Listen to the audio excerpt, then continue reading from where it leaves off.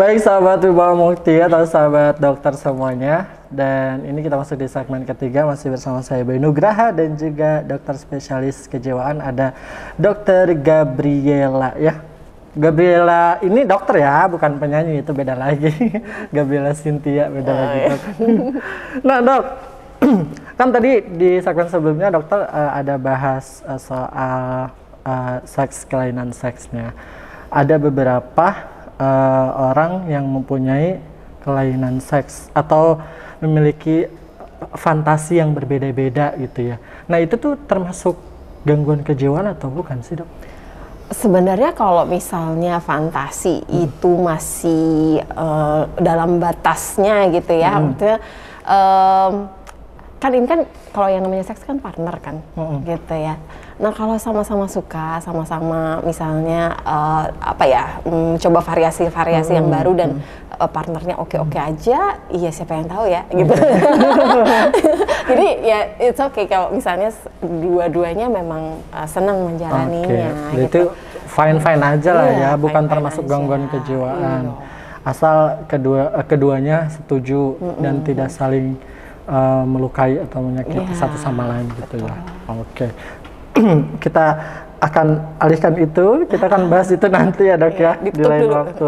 Kita tutup dulu karena agak sensitif. Nah kita balik lagi ke masa pandemi nih dok. Hampir mau 3 tahun kan ya? Udah mau ulang tahun aja dia. Jangan. Udah umurnya cukup ketiga aja ya. Udah tahun depan udah selesai deh, jangan sampai ada lagi. Nah dok, untuk di masa pandemi sendiri kejiwaan masyarakat khususnya yang dokter tanganin saat-saat ini nih ya, saat dia kejiwaannya terganggu dan setelah pengobatan tuh bedanya apa dok? Kalau misalnya sekarang ini memang kan sejak pandemi ini memang agak sulit ya gitu ya, maksudnya gini, orang itu mau mendapatkan bantuan itu juga sulit karena takut juga datang ke rumah sakit, ya kan gitu. Jadi semakin terisolir lah itu gitu orang-orang itu gitu. Jadi memang di sini kita memang agak kesulitan juga untuk membantu karena memang orang yang dibantu juga nggak datang kan gitu ya gitu.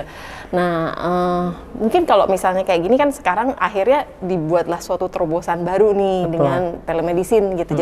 Jadi kita lewat virtual aja ketemunya kayak gitu. Itu juga bisa dilakukan. Jadi yang namanya manusia itu kita punya akal gitu ya. Gimana caranya pokoknya? Gimana caranya pokoknya supaya bisa sama-sama saling membantu lah gitu ya. Jadi kalau misalnya dengan pandemi ini, dengan kita misalnya bisa ketemu sama orang yang bisa membantu, kita tentu nggak ngerasa sendirian juga kan gitu seperti itu.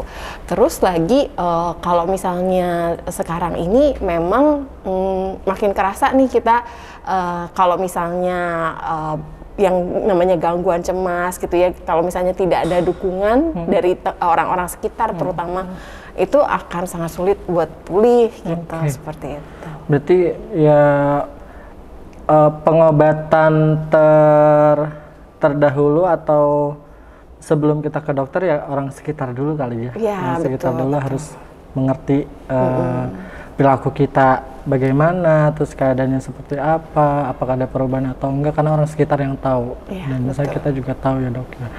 Dok, mudah-mudahan sih udah selesai nih ya pandeminya tahun ini. Tapi ya masih ada beberapa minggu lagi nih ya sampai akhir tahun atau tahun depan.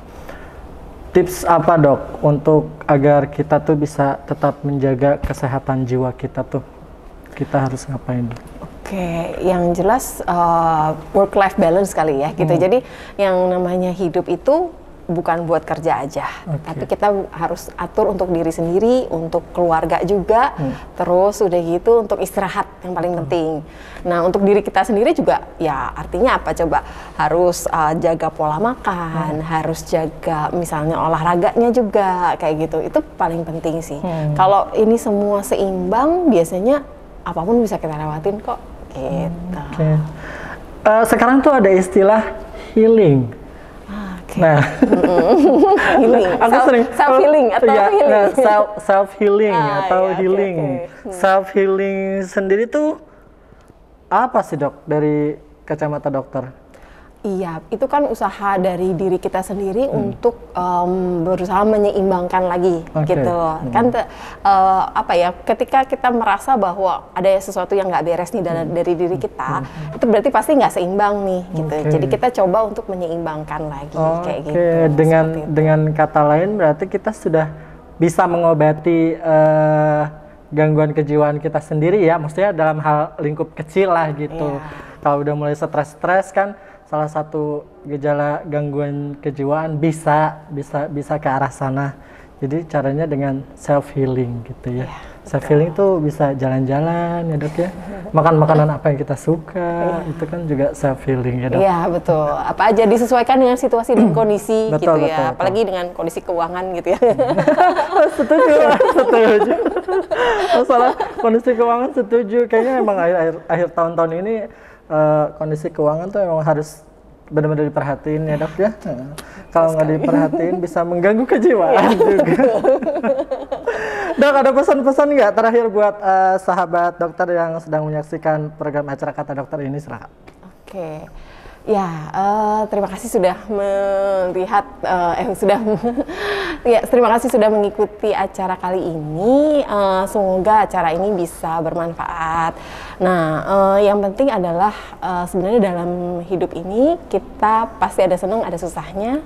Yang penting kita coba untuk jalani semuanya dengan ikhlas ya, supaya kita juga diberi kesabaran, supaya kita bisa tetap sehat. Baik, terima kasih banyak dokter atas waktunya. Nanti kita harus ketemu lagi ya. Kita akan bahas hal yang lain lagi.